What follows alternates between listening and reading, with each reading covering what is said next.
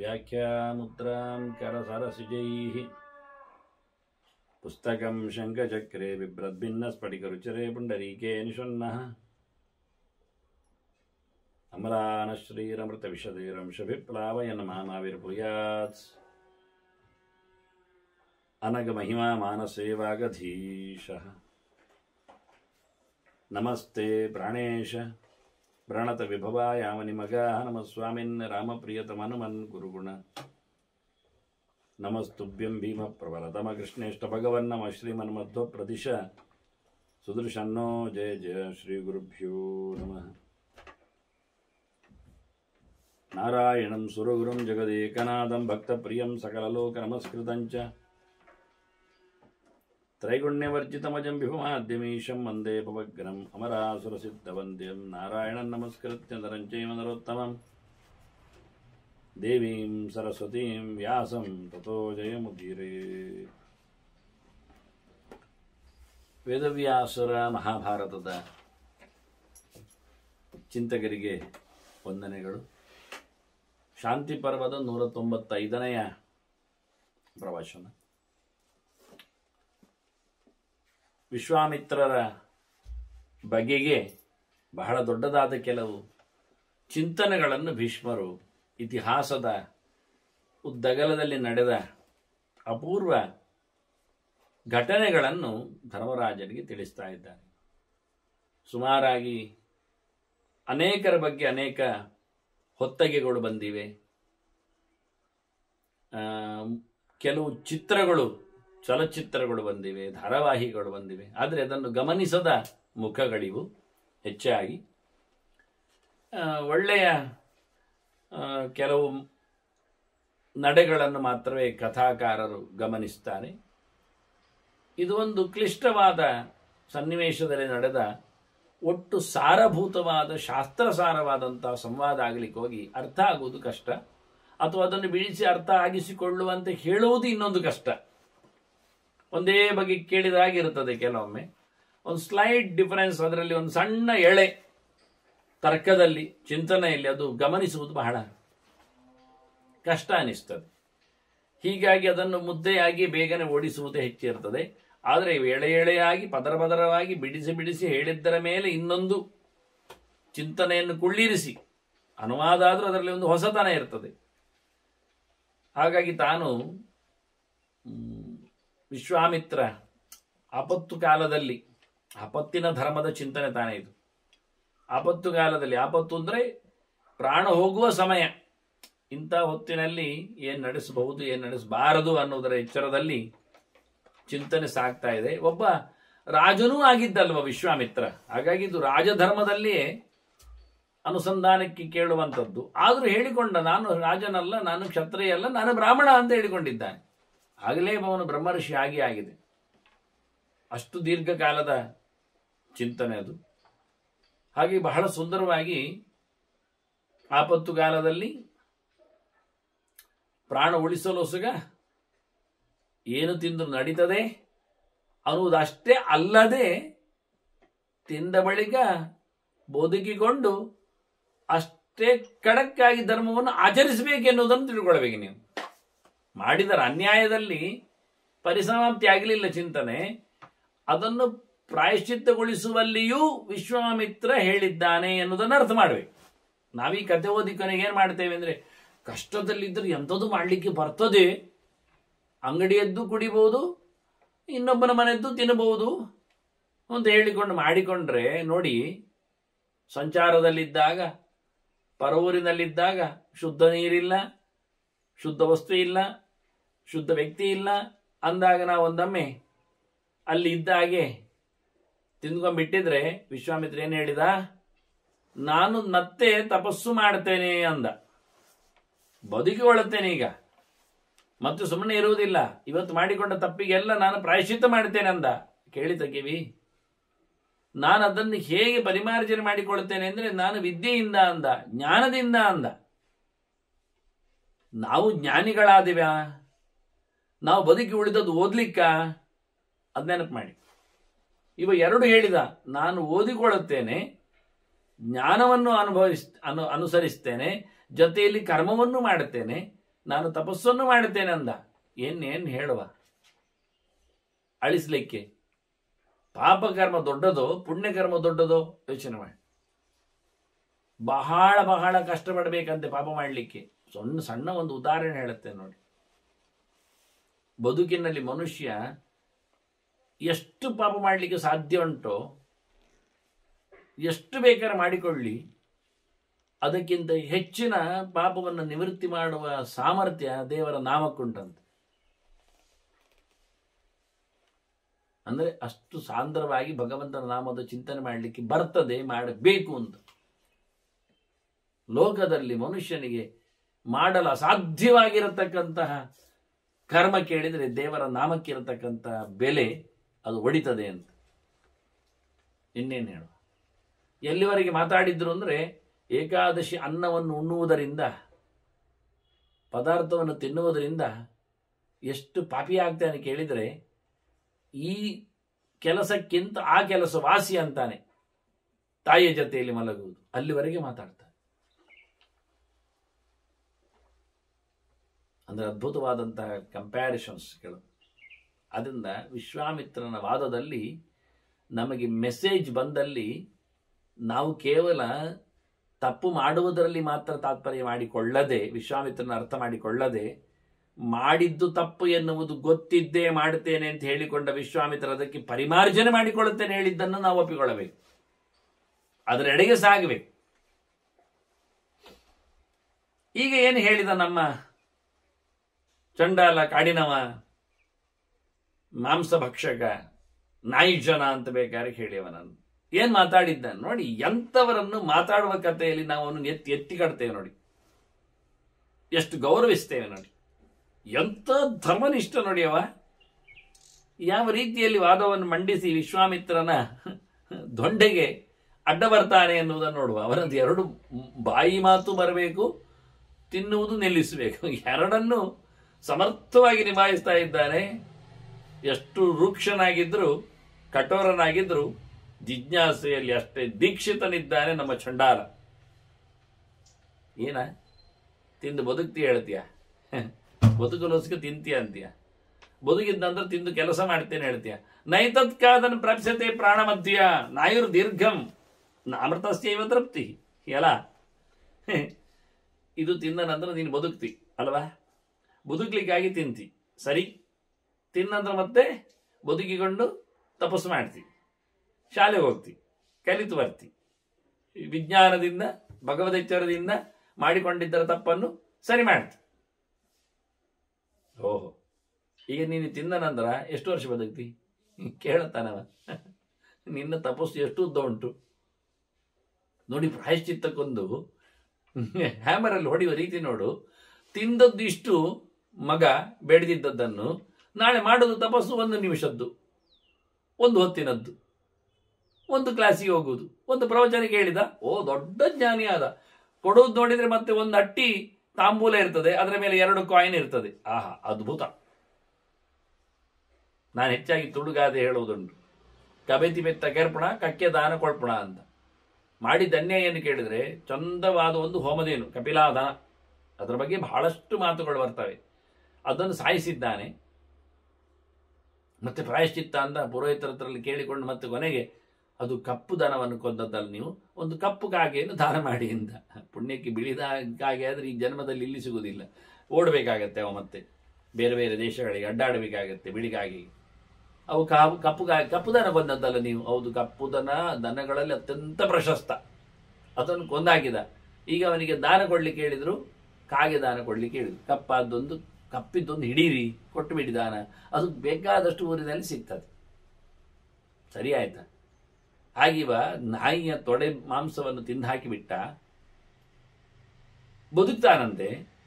ಇವ ಕೇಳ್ತಾನೆ, ಅಯ್ಯ ನೀನ ನಾಯಿ ಮಾಂಸವನ್ನು ತಿಂದರೆ ಎಷ್ಟು ಸಮಯ ಬದುಕ್ತಿ? ನಿನ್ನ ತಪಸ್ಸು ಎಷ್ಟು ಉದ್ದದ್ದು? ಯಾವ ನಮ್ಮನಿದ್ದು ಹೇಳು ಮಾರೆ, ನಿನ್ನ ತಪಸ್ಸು ಏನು? ನಿನ್ನ ಜ್ಞಾನ ಸಾಧನೆ ಹೇಗೆ? ಇರುವ ಜ್ಞಾನದಿಂದ ಅದನ್ನು ಪರಿಮಾರ್ಜನೆ ಮಾಡಿಕೊಳ್ತೀಯ, ತಿನ್ನ ನಂತರದ ಕಸುವಿನಿಂದ ಜ್ಞಾನವನ್ನು ಸಂಪಾದನೆ ಮಾಡಲಿಕ್ಕೆ ಹೋಗ್ತೀಯ? ಸ್ವಲ್ಪ ಸರಿ ಮಾಡಿ ಹೇಳು. ಮಾಡಿದ ತಪ್ಪಿಗೆ ಹಿಂದಿನ ಡೆಪಾಸಿಟ್ ಅಲ್ಲಿ ವಜಾ ಮಾಡಿಕೊಳ್ಳುವುದಾ, ಮಾಡಿದ ತಪ್ಪಿಗೆ ಮುಂದೆ ಪ್ರಾಯಶ್ಚಿತ್ತ ಮಾಡಿ ಸರಿ ಮಾಡುವುದಾ? ಇಲ್ಲೇ ಕನ್ಫ್ಯೂಸ್, ಇಲ್ಲೇ ಗೊಂದಲ, ಇಲ್ಲೇ ಪ್ರಶ್ನೆ, ಇಲ್ಲೇ ಜಿಜ್ಞಾಸೆ. ಹಿಂದೆ ಮಾಡಿದ್ದರ ಒಳ್ಳೆಯದರಿಂದ ಇವತ್ತು ಅನ್ಯಾಯ ಮಾಡಿದ್ದಕ್ಕೆ ಸರಿ ಮಾಡ್ಲಿಕ್ಕೆ ಆಗುವುದೇ ಇಲ್ಲ, ಅದು ಲೆಕ್ಕಕ್ಕೆ ಇಲ್ಲ. ಇದು ಹೊಸ ಅಕೌಂಟ್ ಯಾವತ್ತು. ಅನ್ಯಾಯ ಮಾಡಿದ ನಂತರ ಅನ್ಯಾಯ ಅಂತ ಬರೀತಾರೆ, ಮತ್ತೆ ಅದಕ್ಕೆ ಪ್ರಾಯಶ್ಚಿತ್ತ ಮಾಡಿದ್ರೆ ಅದು ಸರಿ ಆಯಿತು ಅಂತ ಬರೀತಾರೆ ಹೊರತು ಅನ್ಯಾಯ ಮಾಡುವಾಗಲೇ ಹಿಂದೆ ಉಂಟ ಡೆಪಾಸಿಟ್ ನೋಡಿ ಕಳೀರಿ, ಅದೆಂತ ಸಾಲವ, ವ್ಯವಸ್ಥೆಯ, ಸುಸ್ತಿಯ, ಅದು ಬಡ್ಡಿಯ, FD ಅದಿಲ್ಲ. ಅದನ್ನ ಇವನು ಇನ್ನು ಮುಂದಿನ ಸಾಧನೆ ಬಗ್ಗೆ ಹೇಳಬೇಕು. ಅದು ಹೇಳುವಾಗ ಎಷ್ಟು ಜಾಗ್ರತೆಯಲ್ಲಿ ಹೇಳಿದ್ದಾನೆಂದರೆ, ತಪೋಭಿಹಿ ವಿದ್ಯೆಯಾ ಚೈವ ಅಂತ. ತಪಸ್ಸು ಭಾರಿ ಉಂಟು, ರಾಶಿಗಟ್ಟಲೆ. ಅದಕ್ಕೆ ಬೇಕಾದಂತ ತಿಳ್ಕೊಳ್ಳೋದು ಒಂಚೂರೇ. ಜ್ಞಾನ ಜಾಸ್ತಿ ಸಿಗುವುದೇ ಇಲ್ಲ, ಸಾಧನೆಗಳೇ ಜಾಸ್ತಿ ಆಗಬೇಕು. ಬಹುಬಗೆಯ ತಪಸ್ಸು, ಶಾರೀರಿಕ ತಪಸ್ಸು, ವಾಂಗ್ಮಯ ತಪಸ್ಸು, ಮಾನಸಿಕವಾದ ತಪಸ್ಸು, ಇದೆಲ್ಲ ಉಂಟು. ಬಹುವಚನ ತಪಸ್ಸಿಯಾಗಿದ್ದು 3 ಮುಖದ ತಪಸ್ಸು ಉಂಟು. ಕಲಿಯಬೇಕಾದ್ರೆ ಗೀತೆ ಓದಿ, ಅಲ್ಲಿ ಕೃಷ್ಣ 3 ತಪಸ್ಸಿನ ಬಗ್ಗೆ ಮಾತಾಡಿದ್ದಾನೆ. ಮಾತಿನಲ್ಲಿ ಹಾರ್ಷ ಇರಬಾರದು ಅನ್ನೋದೊಂದು ಮಾತಿನ ತಪಸ್ಸು, ಜನತೆಗೆ ಬೋಧನೆ ಇರಬೇಕು ಅನ್ನೋದೊಂದು ಮಾತಿನ ತಪಸ್ಸು, ಶಾರೀರಿಕವಾಗಿ ಆಯ್ತಲ್ಲ ಉಪವಾಸ ಇರಬೇಕೆಲ್ಲ, ಅದರೊಟ್ಟಿಗೆ ನಿತ್ಯ ಹೇಳಿದ ಹೊತ್ತಿನಲ್ಲಿ ಸ್ನಾನ ಮಾಡಬೇಕು, ಅದೊಂದು ತಪಸ್ಸು. ಶೌಚಂ ಅಂತಾನೆ. ನಮಗೆ ಅದೇ ಇಲ್ಲ, ಕಾಲದಲ್ಲಿ ಯಾವುದೂ ನಡೆಯುವುದಿಲ್ಲ. ಆದ್ರಿಂದ ನಮ್ಮದು ಯಾವುದೂ ತಪಸ್ಸಲ್ಲ, ಎಲ್ಲ ಪತನ ಅಂದ್ರೆ ಬೀಳುದು ಅಂತ ಅರ್ಥ. ತಪ ಅಂದ್ರೆ ಮೇಲಕ್ಕೆ ಹೋಗುದು, ಅದನ್ನು ಉಲ್ಟಾ ಮಾಡಿದ್ರೆ ಅಕ್ಷರ ಪತ ಅಂದ್ರೆ ಬೀಳುದು ಅಂತ. ನಮ್ದೆಲ್ಲ ಬೀಳುದೆ, ನಮ್ದು ತಪಸ್ಸಲ್ಲ, ತಾಪ, ಸಂತಾಪ. ಆದ್ರಿಂದ ಬಹಳಷ್ಟು ಜೋರಾಗಿ ಹೇಳಿಕೆ ಕೊಟ್ಟ ವಿಶ್ವಾಮಿತ್ರ, ಮಾಡ್ತೇನೆ ಮಾಡ್ತೇನೆ ಅಂತ. ಇವ ಕೇಳುತ್ತಾನೆ, ಹೌದಾ ತಿಂದು ಬದುಕ್ತೀಯ, ಎಷ್ಟುದ್ದ ಬದುಕ್ತಿ ಕೇಳಿದ. ದೊಡ್ಡ ಕ್ವಶನ್ ಕೇಳಿ ಆಯ್ತವ. ನೀನು ತಿನ್ನುವುದರಿಂದ ಖಂಡಿತವಾಗಿ ಬಹಳ ಕಾಲ ಬದುಕುವುದಿಲ್ಲ. ಅವನ ಸ್ಟೇಟ್ಮೆಂಟ್, ನೈತತ್ ಕಾದನ್ ಪ್ರಾಪ್ಸೆ ಪ್ರಾಣ ಮಧ್ಯ. ಇದು ತಿನ್ನುವುದರಿಂದ ನೀನು ಜೀವ ಉಳಿಯುತ್ತೆ ಅಂತ ಹೇಳಬೇಡ. ಕೆಲವೊಮ್ಮೆ ಲಾಸ್ಟ್ ಮೂಮೆಂಟ್ ಅಲ್ಲಿ ತಿಂದು ಸತ್ತವರಿದ್ದಾರೆ. ಅದಾಗಿ ಆಗ್ತದೆ. ಬಾಡಿಯಲ್ಲಿ ಹಸಿವೆ ಆಗಿ ಆಗಿ ಆಗಿ ಒಮ್ಮೆಲೆ ತಿನ್ಲಿಕ್ಕೆ ಹೋಗಿ ಎಲ್ಲ ಒಳಗಿನ ಬೆಂಕಿ ಚಪ್ಪೆ ಆಗಿ ಸಾಯ್ತಾನೆ. ಅದನ್ನ ರಪಕ್ಕ ತಿನ್ಲಿಕ್ಕೆ ಹೋಗ್ಬಾರ್ದು. ಬಾಯಾರಿಕೆ ಆಗಿ ಆಗಿ ಆಗಿ ಕೂಡಲೇ ಬಾಯಾರಿಕೆ ನೀರು ಕುಡಿಬಾರ್ದು. ಹೇಳ್ತಾರೆ, ವೈದ್ಯರು ಹೇಳ್ತಾರೆ, ಅದಲ್ಲ ಹಾಗಲ್ಲ ಅಂತ. ನಿಧಾನಕ್ಕೆ ನಿಧಾನಕ್ಕೆ ಅಂತ. ಆದ್ರಿಂದ ನೀನು ಇದನ್ನು ತಿನ್ನುವುದರಿಂದ ನಿನ್ನ ಹಸಿವು ಹೋಗ್ತದೆ ಎನ್ನುವುದು ನನಗೆ ಕಾಣುವುದಿಲ್ಲ ಮಾರೆ. ಬಹಳ ಕಾಲದಿಂದ ಹುಡುಕಿ ಹುಡುಕಿ ಆಗದೆ ಹೋಗದೆ ನೀನು ಹಿಡಿದದ್ದು ಅಂತ ಹೇಳ್ತಾ ಇದ್ದಿ. ಆದ್ರಿಂದ ನಿನ್ನ ಹೊಟ್ಟೆ ಪೂರ ಕರಡಿದೆ. ಆ ಲೆಕ್ಕದಲ್ಲಿ ತಿನ್ಲಿಕ್ಕೆ ಹೋದ್ರೆ ನೀನೇನು ಬದುಕುವುದಿಲ್ಲ. ನಾಯುರ್ ದೀರ್ಘ, ನಿನ್ನ ಬಹಳ ಕಾಲದ ಬದುಕು ನನಗೆ ಕಾಣುವುದಿಲ್ಲ ಅಂದ್ರೆ ಒಳ್ಳೆ ವೈದ್ಯ ಇದ್ದಾರೆ ಇವ ಚಂಡಾಲ. ತಿನ್ನುವುದರಿಂದ ಎಷ್ಟು ಸಮಯ ಬದುಕ್ತಿ, ಎಷ್ಟು ಸಮಯ ನಿನ್ನ ತಪಸ್ಸು ಮಾರೆ, ಎಲ್ಲೆಲ್ಲ ಓಡ್ಲಿಕ್ಕುಂಟು ನಿನ್ನ ತಪಸ್ಸಿಗೆ. ಅಲ್ಲ, ತಿನ್ನುವುದರಿಂದ ಬಾರಿ ಒಂದು ಗೌಜ. ಅಮೃತಸ್ಯೈವ ತೃಪ್ತಿ. ಇದು ಅಮೃತವಾ ನಾವು ಕೇಳುದು. ತಿನ್ನದೆ ತೃಪ್ತಿ ಆಗ್ಬೇಕು. ತೃಪ್ತಿ ಆದರೆ ಮನಸ್ಸು ಖುಷಿ ಆಗ್ತದೆ. ದೇಹಕ್ಕೆ ಪುಷ್ಟಿ ಆಗದಿದ್ರು ಮನಸ್ಸಿಗೆ ತೃಪ್ತಿ ಬೇಕು. ಊಟದಲ್ಲಿನ ಕತೆ ಇದೆಲ್ಲ ಗುರುತಿಸಿದ್ರೆ ಉಂಟಲ್ಲ, ನಮ್ದು ಊಟ ಎಲ್ಲ ಎಲ್ಲಿಯೋ ರಟ್ಟಿ ಹೋಗ್ತದೆ ಕೊನೆಗೆ. ಅವನು ಹೇಳ್ತಾನೆ, ತಿನ್ನುವುದು ಎಂಥದ್ದು ಕೇಳಿದರೆ 3 ಅಂಶ ತಿನ್ನುವುದರಲ್ಲಿ. ಒಂದು, ಹಸಿವೆ ಹೋಗ್ತದೆ ಎನ್ನುವುದು ಸತ್ಯ, ಅದು ದೈಹಿಕವಾಗಿ ಆಗಿದೆ. ಮತ್ತೊಂದು ಏನು ಕೇಳಿದರೆ ಸಂತೋಷ. ಊಟದಲ್ಲಿ ಒಂದು ಖುಷಿ ಉಂಟಲ್ಲ, ಅದು ನಿಜವಾಗಿ ಅವನಿಗೆ ಹೊಟ್ಟೆಯನ್ನು ತುಂಬಿಸುವುದು. ಬೈದು ಹಾಕುವುದು. ತಿನ್ಲಿಕ್ಕೆ ಬಂದು ಸತ್ತಿದ್ದಾನಿವ, ಪೆಂಡದಾಗಿ ತಿಂತಾನೆ, ನಾಯಿಯಾಗಿ ಮುಗ್ತಾನೆ ಎಲ್ಲ ಹೇಳಿಕೊಂಡು ಹಾಕಿದರೆ ಅವನಿಗೆ ಖುಷಿ ಆಗುವುದಿಲ್ಲ, ಇಷ್ಟ ಆಗುವುದಿಲ್ಲ. ತಿನ್ನುವಾಗ ಇಷ್ಟ ಆದರೆ ಬಡಿಸುವವನು ಸೌಟಲ್ಲಿ ನೆಲಕ್ಕೆ ಕುಟ್ಟದೆ, ಮುಸುಡಿಗೆ ತೇಪದೆ ಹಾಕಬೇಕೆಲ್ಲ ಅಂತ ಮೋಸ ನೋಡಿಕೊಂಡು ಹಾಕದೇ ಇದ್ರೆ ಅದನ್ನು ಊಟದಲ್ಲಿ ಹಸಿವು ಹೋಗುವುದು ಎನ್ನುವುದಕ್ಕಿಂತ ಹೆಚ್ಚು ತೃಪ್ತಿ, ಖುಷಿ. ಅದರೊಟ್ಟಿಗೆ ಟೆನ್ಷನ್ ಲೆಸ್ ಆಗಿ ಊಟ ಮಾಡಬೇಕವ. ಹಾಕುವಾಗ ಚಂದ ಹಾಕಿದ್ದಾರೆ, ಅಥವಾ ಹಾಕುವವರೆಲ್ಲ ಹಾಕಿಟ್ಟು ಹೋಗಿದ್ದಾರೆ, ಇಟ್ಟುಕೊಳ್ಳುವ. ಆದರೆ ಅವನ ತಲೆಯಲ್ಲಿ ಯಾವುದೇ ಡಿಸ್ಟರ್ಬೆನ್ಸ್ ಇರಬಾರ್ದು. ಆಗ ತೃಪ್ತಿ. ಅವ್ರು ಕೇಳ್ತಾರೆ ಊಟ, ಇದನ್ನು ಕೇಳಲಿಕೊಂಡು ಶ್ರಾದ್ದದಲ್ಲಿ ಕೇಳಲಿಕೊಂಡು ಊಟ ಆಗಿದ ನಂತರ ಬ್ರಾಹ್ಮಣರ ಹತ್ರ ತೃಪ್ತಿ ಆಯ್ತಾ ಅಂತ. ಅವರು ತೃಪ್ತಾಸ್ಮಹ ಅಂತ ಹೇಳಿ ತೃಪ್ತಾಸ್ಥ ಅಂತ ಹೇಳಿಕೊಂಡು ನೀವು ತೃಪ್ತಿಯನ್ನು ಪಡೆಯಿರಿ, ತೃಪ್ತಾಸ್ಮ ಹೇಳಿಕೊಂಡು ನಮಗೆ ತೃಪ್ತಿ ಆಯಿತು ಅಂತ ಹೇಳಿಕೊಂಡು ಸಂತೃಪ್ತಿ ಆಯಿತು ಅಂತ ಅವ್ರು ಹೇಳಿಕೊಂಡ್ರೆ ಭಾರಿ ಖುಷಿ ಆಯಿತು ಅಂತ ಅರ್ಥ ಊಟದಲ್ಲಿ. ಆದ್ದರಿಂದ ಏನೋ ಬೇಜಾರದಲ್ಲಿ, ಏನೋ ದುಃಖದ ಯೋಚನೆಯಲ್ಲಿ, ನಿರೀಕ್ಷೆಯಲ್ಲಿ ಹಾಗೆಲ್ಲ ಊಟ ಮಾಡಿದರೆ ಊಟ ಇಷ್ಟ ಆಗುವುದಿಲ್ಲ. ಮತ್ತೊಂದು ಊಟದ ಪರಿಸ್ಥಿತಿ ಏನು ಕೇಳಿದ್ರೆ ಪುಷ್ಟಿ. ನಮ್ದು ಊಟ ಹೇಗುಂಟು ಕೇಳಿದ್ರೆ ಕಸ ಅಲ್ಲ, ರಸ ಇದ್ದದ್ದಾಗಬೇಕು. ಆಗ ದೇಹದಲ್ಲಿ ದೇಹದ ಮೇಲೆ ಒಂದು ಸ್ವಲ್ಪ ಬದಲಾವಣೆ ತರ್ತದೆ. ಉತ್ಸಾಹ ಬರ್ತದೆ, ಕಸುವು ತುಂಬುತ್ತದೆ, ನೆಲಕ್ಕೆ ಹಚ್ಚಿದ ಮೈಯಲ್ಲಿ ಸ್ವಲ್ಪ ಗಾಳಿ ತುಂಬಿದಾಗಿ ಉಬುತ್ತದೆ ಎಂದು ಹೇಳೋ ಮತ್ತೇನು ಮಾಡುವ, ಏನಾದ್ರೆ ತೋರಿಸ್ಬೇಕಲ್ಲ ಪುಷ್ಟಿಯಾದದ್ದು ಹೇಗೆ ಎಂದು ತೋರಿಸ್ಬೇಕಲ್ಲ. ಮೋರೆ ಅರಳುತ್ತದೆ, ಮತ್ತೆ ಊಟ ಮಾಡಿ ಮಾಡಿ ಮಾಡಿ ಹಲ್ಲೆಲ್ಲ ದೊಡ್ಡದಾಗ್ತದೆ, ಮೋರೆ ಅರಳುತ್ತದೆ, ಕಿವಿ ಅಲ್ಲಾಡ್ತದೆ, ಕುತ್ತಿಗೆ ತಿರುಗ್ತದೆ, ಕೈಕಾಲುಗಳು ಸೆಟೆದುಕೊಳ್ಳುತ್ತವೆ, ಹೊಟ್ಟೆ ಅಂತೂ ಕೇಳುವುದೇ ಬೇಡ, ಉಬ್ಬರಿಸಿಕೊಂಡಿದೆ, 4 ಇಂಚು ಟೈರಲ್ಲಿ ಗಾಳಿ ಹಾಕಿದ ಹಾಗೆ. ಏನೋ ಒಂದು ಬದಲಾವಣೆ, ಅದು ಪುಷ್ಟಿ. ಪೋಷಕಾಂಶಗಳಿರ್ಬೇಕು. ಅದನ್ನೇ ಅವರು ವಿಜ್ಞಾನದವರು ಬಹಳ ಚಂದವಾಗಿ ಹೇಳೋದು. ಆಹಾರದಲ್ಲಿನ ಪೋಷಕಾಂಶಗಳು ಒಂದಿಷ್ಟುದ್ದ ರಾಗ ಎಳೆದು ಹೇಳ್ತಾರೆ, ಅರ್ಥ ಆಗುವುದಿಲ್ಲ ವಿಷಯ ಏನೊಂದು, ಆದ್ರೂ ಹೇಳೋ ರೀತಿ. ತುಷ್ಟಿಹಿ ಪುಷ್ಟಿಹಿ ಕ್ಷುದಪಾಯೋ ನುಘಾಸಂ ಅಂತಾರೆ. ತುತ್ತಿಗೆ 3 ಅಂಶದಲ್ಲಿ ಊಟದ ಕತೆ ಆಗ್ತದೆ ಎಂದ. ಊಟಕ್ಕೂ ಒಂದು ಪಾಠ, ಆ ಪಾಠದಲ್ಲಿ ನಮ್ಮ ಒಂದು ಪುರಾಣ ನೋಡಿ. ಎಲ್ಲ ನಮಗೆಲ್ಲ ಕೊಟ್ಟದ್ದು ಅದುವೇ, ವ್ಯಾಸರ ಮಾತುಗಳೇ. ಬಹಳ ಚಂದವಾಗಿ ಏಕಕಾಲದಲ್ಲಿ ಎಟ್ ಎ ಟೈಮ್ ಒಬ್ಬ ಹಸಿದವ ಬಾಯೊಳಗೆ ಅನ್ನ ಹಾಕಿಕೊಂಡ್ರೆ ಎಷ್ಟು ಅವನಿಗೆ ಹಸಿವು ನಿವೃತ್ತಿಯಾಗುವ ಲಕ್ಷಣ ಕಾಣ್ತದೋ, ದೇಹದಲ್ಲಿ ಲವಲವಿಕೆ ಮೂಡುತ್ತದೋ, ಮನಸ್ಸಿನಲ್ಲಿ ತೃಪ್ತಿ ಆಗ್ತದೋ ಹಾಗೆ ಅಂತ ಹೇಳಿಕೊಂಡು ಭಗವದೆಚ್ಚರದ ಚಿಂತನೆಯಲ್ಲಿ ಕಥೆಯ ಮಾಧ್ಯಮದಲ್ಲಿ ಉಲ್ಲೇಖ ಮಾಡುತ್ತದೆ. ಹಾಗೆ ಇವ ಹೇಳ್ತಾನೆ, ಬಹಳ ಕಾಲ ನೀನು ಬದುಕುವುದಿಲ್ಲ ಊಟ ಮಾಡಿ, ನಿನಗೇನು ಅಮೃತ ತಿಂದಂತೆ ತೃಪ್ತಿ ಆಗುವುದಿಲ್ಲ, ಇನ್ನೆಂತ ನಿನ್ನ ದೇಹದಲ್ಲಿ ಪುಷ್ಟಿ ಕಾಣುತ್ತದೆ, ಇನ್ನೆಂಥದ್ದು ಬೇಕಿದ್ದು ಊಟದ ಕತೆ, ನೀನು ಏನು ಹೇಳಿದಿ ನೀನು ಅಂತ. ತಿನ್ನುವ ಪ್ರಕರಣದಲ್ಲಿಯೇ ತಪಸ್ಸು ಮಾಡುವುದು ವಿದ್ಯೆಯಲ್ಲೋ ಬಿದ್ದೋಯ್ತಿ ಎನ್ನುವುದನ್ನು ಹೇಳ್ತಾ ಇದ್ದಾನೆ. ಒಂದು ಕೆಲಸ ಬದುಕುವಂಥದ್ದು ತಿನ್ನು, ಆಯ್ತಾ, ತೃಪ್ತಿಯಾಗುವಂಥದ್ದು ತಿನ್ನು, ಅಮೃತದಂಥದ್ದು ತಿನ್ನು. ಭಿಕ್ಷಾ ಮನ್ಯಾಂ ಭಿಕ್ಷಾ ಮಾತೇ ಮನೋಸ್ತು ಸ್ವಭಕ್ಷಣೆ. ನಾಯಿ ತಿನ್ನುವುದರಲ್ಲಿ ಒಂದು ಮನಸ್ಸು ಬಿಡು ಮಾರಾಯ. ಶ್ವಾಹ್ಯಭಕ್ಷ್ಯ ದ್ವಿಜಾನಾಂ, ಏನು ಹೇಳಿದೆ, ನಾನು ಬ್ರಾಹ್ಮಣ ಅಲ್ವಾ, ನಾನು ಅಗ್ನಿ ಅಲ್ವಾ, ಸರ್ವಭಕ್ಷಕ ಹಾಗೆ ಅಂತ ಹೇಳಿಕೊಂಡೆ ಅಲ್ಲ, ಬ್ರಾಹ್ಮಣನಿಗೆ ನಾಯಿ ತಿನ್ನುವುದಿಲ್ಲ ಮಾರಾಯ ಅಂತ ಹೋಗಿ ಹೇಳಿದ್ದಕ್ಕೆ ಇಡಿಸಿಬಿಡ್ತಾನವ ಬತ್ತಿ, ಒಂದು ಅರೆ ಸೇರಿಸಿದ್ರೆ ಆಯ್ತು. ಶ್ವ ಅಭಕ್ಷ್ಯ ದ್ವಿಜಾನ, ಯಾರು ಸಂಸ್ಕಾರವಂತರಿದ್ದಾರೆ ಮತ್ತೆ ಭಗವದೆಚ್ಚರವನ್ನು ಪಡೆಯಲಿಕ್ಕೋಸ್ಕರ ತಮ್ಮ ದೇಹವನ್ನು ಸಮರ್ಪಿಸಿಕೊಳ್ಳುತ್ತಾರೆ, ಅವರಿಗೆ ನಾಯಿ ನೈವೇದ್ಯ ಇಲ್ಲ ಅಂದ ಇವ. ಜೋರಿದ್ದಾರೆ ಆ ಶಬ್ದಗಳು, ದ್ವಿಜ ಶಬ್ದ ಇದೆಲ್ಲ ನಾವು ಧ್ವನಿ ಅಂತೇವೆ ಪ್ರಸಂಗಗಳಲ್ಲೆಲ್ಲ.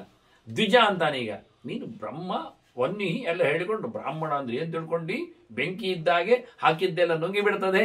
ಅಯ್ಯ, ಹಾಕ್ಲಿಕ್ಕಿಲ್ಲ ಅಂತ ಹೇಳಿದ್ದಾರಲ್ಲ, ನುಂಗಬಾರದು ಅಂತ ಹೇಳಿದ್ದಾರಲ್ಲ, ಕೊಟ್ಟರು ಬಿಡಬೇಕು. ನೋಡಿ, ಒಂದು ಕತೆ, ಗರುಡನ ಕತೆ ಕೇಳಿರ್ಬೋದು, ಹಿಂದೆ ಹೇಳಿದ್ದೇನೆ ನಾನು ಹುಟ್ಟಿದಾಗ. ಸರ್ಪಸತ್ರಕ್ಕೆ ಬಂದಾಗ ಆದಿಪರ್ವದಲ್ಲಿ ಬರ್ತದೆ ಅದು. ಗರುಡ ಹುಟ್ಟಿದ ತಕ್ಷಣ ಅಪ್ಪ ಹಸಿವು ಅಂದ, ಹೋಗು ಅಲ್ಲಿ ತಿನ್ನು ಅಂತ ಹೇಳಿ ಒಂದು ಜನಾಂಗವನ್ನೇ ತೋರಿಸಿಬಿಡ್ತಾನೆ. ಆಯ್ತು ಅಂತಾನೆ. ಒಂದು ಎಚ್ಚರ ಅಂದಾನಪ್ಪ ಕಶ್ಯಪ, ತಿನ್ನುವಾಗ ಕುತ್ತಿಗೆಯಲ್ಲಿ ಬಿಸಿ ಆದ್ರೆ ಉಂಟಲ್ಲ ಅದು ಕಕ್ಕಿ ಬಿಡು, ಅದು ಬ್ರಾಹ್ಮಣ ಅಂತ ಅರ್ಥ ಅಂದ. ಬ್ರಹ್ಮಜಾತಿ ಅಂದ, ಅದನ್ನು ತಿನ್ಲಿಕ್ಕೆ ಹೋಗ್ಬೇಡ, ಬೇಡರ ಜಾತಿಯನ್ನೆಲ್ಲ ಬೇಡ, ಬಿಟ್ಟು ಬಿಡು, ನೀನು ತೊಂದರೆ ಇಲ್ಲ, ಇದು ಮಾತ್ರ ಬೇಡ ತಿನ್ನುವುದು ಅಂದ. ಹಾಗೆ ಆಯ್ತು ಅಲ್ಲಿ. ತಿನ್ಲಿಕ್ಕೆ ಹೋದಾಗ ಬಿಸಿ ಆಯ್ತು. ಆಗ ಅವನು ಹೊರಗೆ ಬಿಟ್ಟ. ಅಲ್ಲಿ ಮತ್ತೆ ಅದು ದಂಪತಿಗಳು, ಅದು ಬರಬೇಕು, ನಾನು ಮಾತ್ರ ಹೊರಗೆ ಬರುವುದಿಲ್ಲ ಅಂತ ಗಲಾಟೆ ಶುರು ಆಯ್ತು ಅಲ್ಲಿ. ಆಯ್ತು ಮಾರೆ, ನೀನು ಬೇಕಾದ ಜೋಡಿ ಸಹ ಹೊರಗೆ ಹೋಗ್ಲಿ ಅಂತ ಕೊನೆಗೆ ಬಿಟ್ಟುಕೊಟ್ಟ.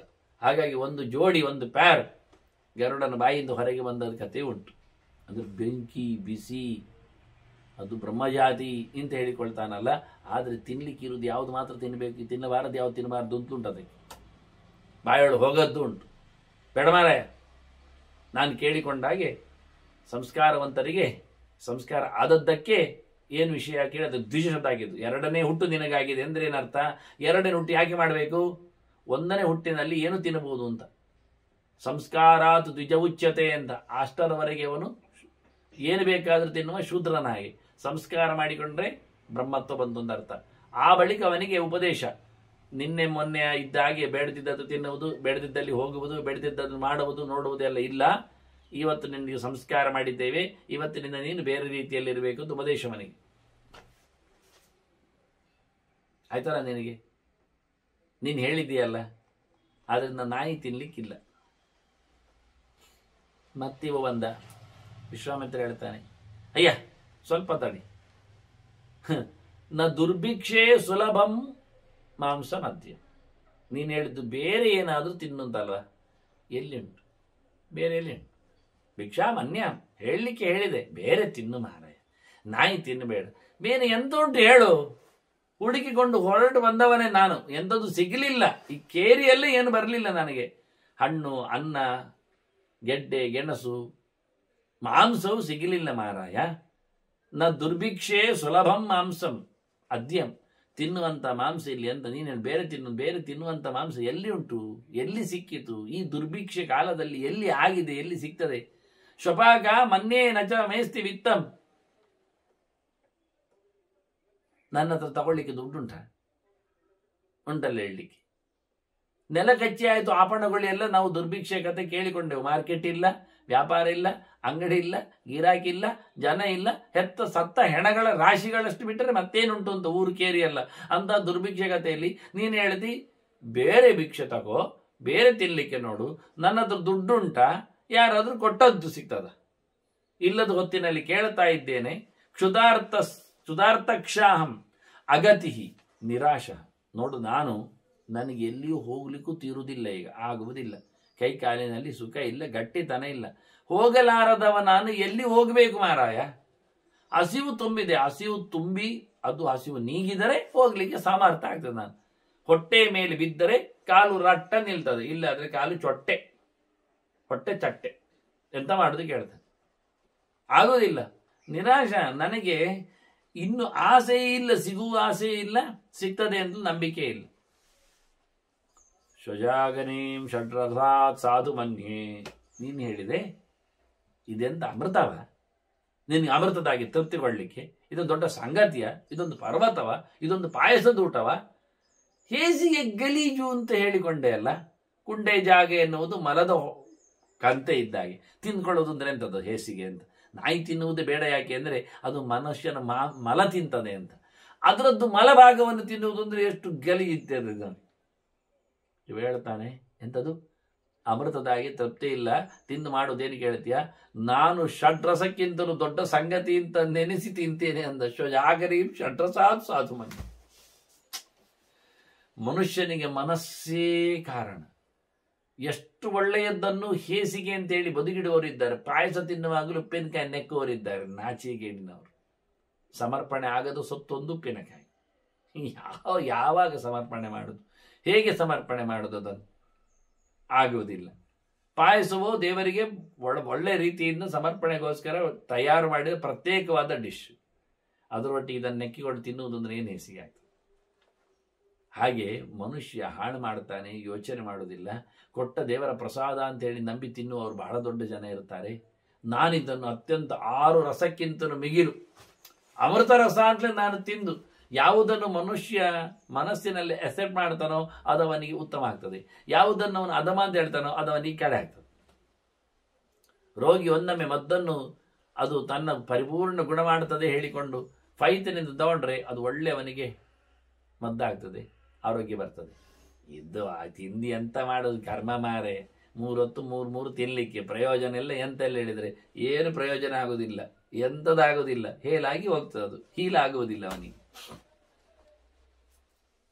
ಮನುಷ್ಯನ ಮನಸ್ಸಿನ ವೈಭವದ ಬಗ್ಗೆ ಬಹಳ ಚೆನ್ನಾಗಿ ವಿಶ್ವಾಮಿತ್ರ ಹೇಳ್ತೇನೆ. ನಾನಿದನ್ನು ಪರಮ ಪ್ರಸಾದ ಅಂತ ತಿಂತೇನೆ ಅಂತ, ಅತ್ಯಂತ ಎತ್ತರದ ರುಚಿಕರ ಸುತ್ತು ಅಂತೇನೆ ಅಂದ. ನಿಜವಾಗಿ ಮನುಷ್ಯ ತಿನ್ನಬೇಕಾದ ಕತೆ ಹೇಗೆ ಎನ್ನುವುದನ್ನು ವಿಶ್ವಾಮಿತ್ರ ಹೇಳಿಕೊಡುತ್ತಾನೆ. ನಾಲಿಗೆ ಮೇಲೆ ಗಮನ ಕೊಡಬೇಡ. ಹಸಿವಾಗ್ತದ, ಸುತ್ತು ತಿನ್ನು. ಅದು ಖಾರ ಉಂಟಾ, ಕೈಪೆ ಉಂಟಾ, ಅದು ಒಗರುಂಟಾ, ರುಚಿ ಉಂಟಾ, ಏನಿಲ್ಲ. ರುಚಿಯ ಮೇಲೆ ತಲೆ ಆಡಿಸುವ ಹೇಸಿಗೆಯವ. ಇದು ನಡೆದ ಘಟನೆಗಳು. ಗುರುಕುಲಗಳಲ್ಲೆಲ್ಲ ಕಲೀಲಿಕ್ಕೆ ಬಂದವನಿಗೆ ಹೇಗೋ ಹಾಗೋ ಊಟ ಹಾಕೋದು, ಹೇಗೋ ಹೇಗೋ ತಿಂತಾರ. ಗುರುಗಳು ಮೊದಲೇ ಹೇಳಿದ್ದಾರೆ, ಆ ಹುಡುಗ ಒಂದೊಮ್ಮೆ ನಿನ್ನ ಹತ್ರ ಬಂದು ಕೇಳಿದರೆ ನನ್ನ ಹತ್ರ ಹೇಳುವಂತ ಊಟದ ಬಗ್ಗೆ.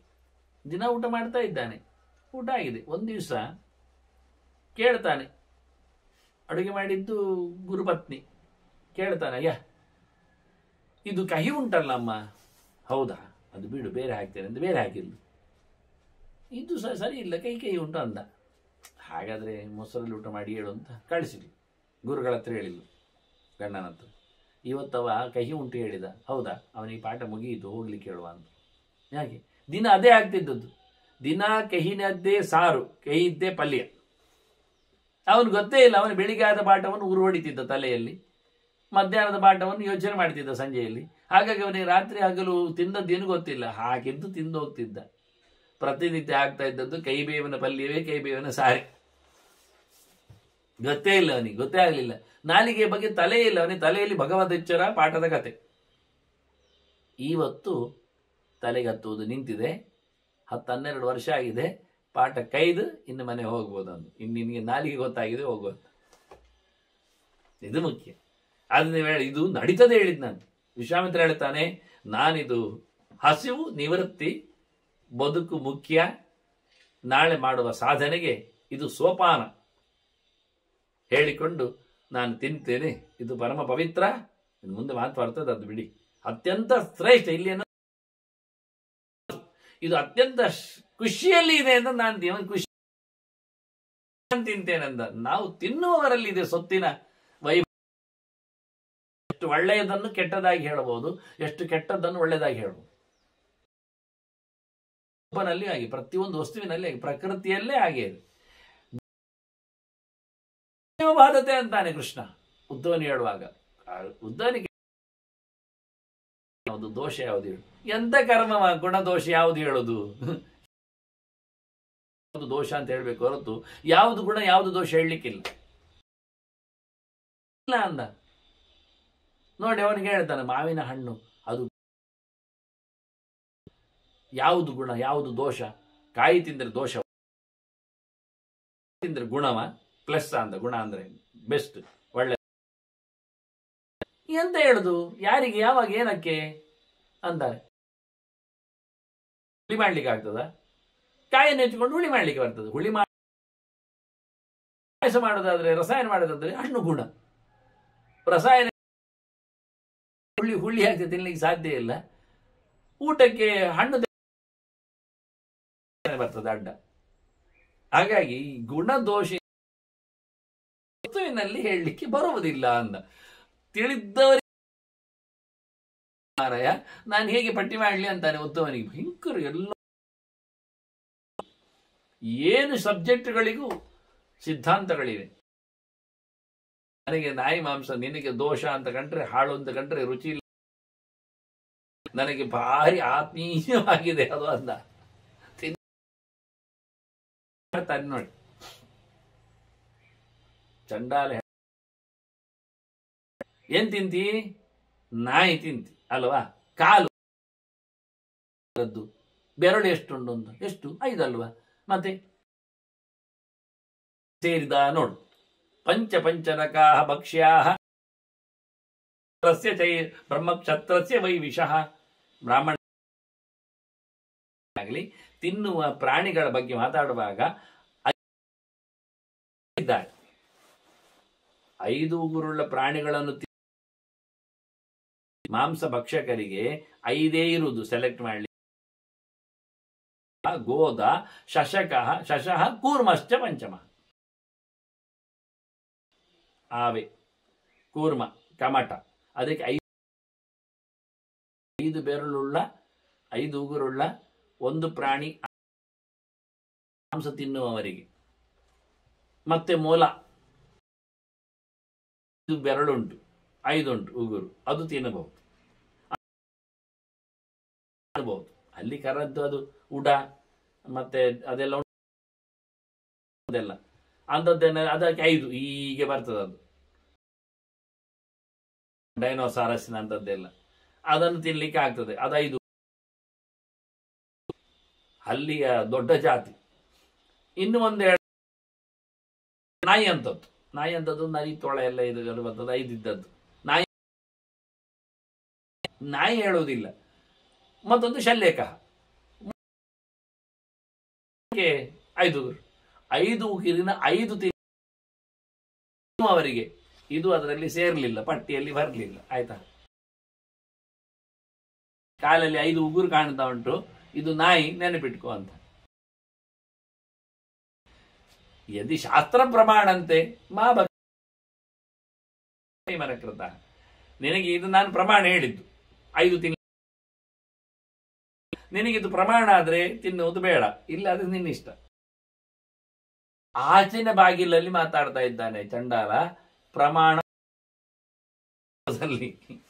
ಯದಿ ಶಾಸ್ತ್ರ ಪ್ರಮಾಣಂತೆ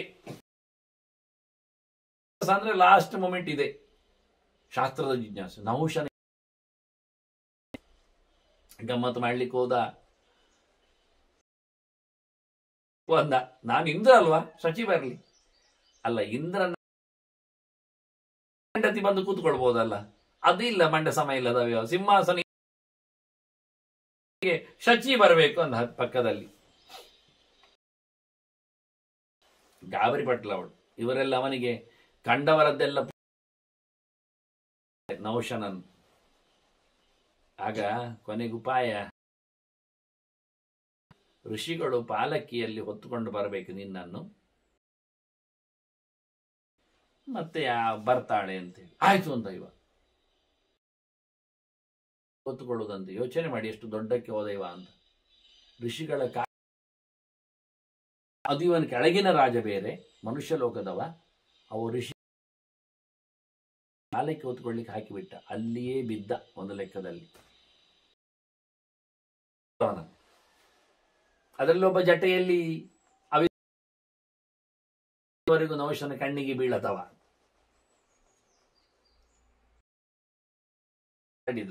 ಅಲ್ಲಯ್ಯ, ವೇದ ಪ್ರಮಾಣವ ಹೇಗೆ ಅಂತ. ಪ್ರಮಾಣ ಹೌದು ಹೇಳಿದ್ರೆ ವೇದದಲ್ಲಿ ಮತ್ತೊಬ್ಬನ ಹೆಂಡ ಗೊತ್ತುಂಟವನಿಗೆ. ಪ್ರಮಾಣ ಅಲ್ಲ ಅಂತ ಹೇಳಿದ್ರೆ ಹೇಗೆ ಅಂತ. ವೇದ ಪ್ರಮಾಣ ಹೌದಾದ್ರೆ ವೇದದಲ್ಲಿ ಇನ್ನೊಬ್ಬರ ಹುಡುಗಿಯನ್ನು ಎಳೆಯುವುದು ತಪ್ಪು, ಹಿಡಿಸಿ ಹಾಕುವ ಅಂತ. ಅವ ವೇದ ಪ್ರಮಾಣ ಅಂತ ಸಿಕ್ಕಿ ಬೀಳ್ತೇನೆ ಗೊತ್ತಾಯ್ತು ಅವನಿಗೆ. ನೀನು ವೇದ ಪ್ರಮಾಣ ಅಲ್ಲ ಗಲಾಟೆ ಮಾಡ್ಲಿಕ್ಕೆ ಹೋದ್ರೆ ಅವನವರನ್ನು ತುಳಿದು ಕೆಳಗೆ, ಕಾಲು ತುಳಿತಕ್ಕೆ ಒಳಗಾದ ಋಷಿ ಜಟೆಯಲ್ಲಿ ಕೂತವ ಶಾಪ ಕೊಟ್ಟ. ಬಿದ್ದು ಕೆಳಗೆ ಸರ್ಪ ಆಗುವಂತ.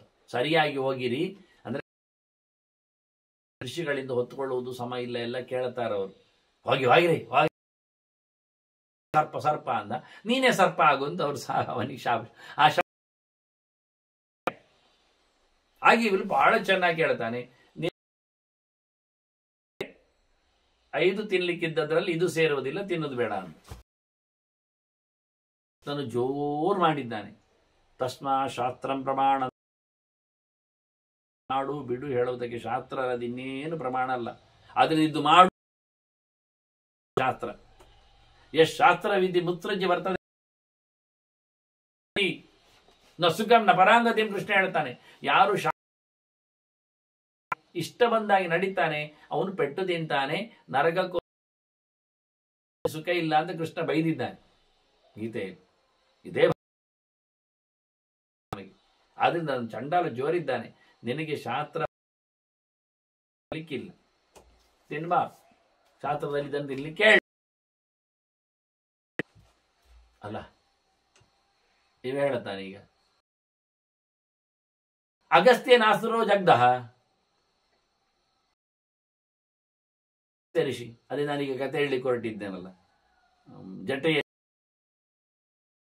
ಇನ್ನೊಂದು ಋಷಿಯನ್ನು ಅಗಸ್ತ್ಯನೇ. ಮೆಲ್ಲ ಹೋಗು, ಏನು ಕತೆ ಅಂತಲ್ಲ ಇಲ್ಲ ಮಾತಾಡ್ಲಿಕ್ಕೆ. ಅಗಸ್ತ್ಯರು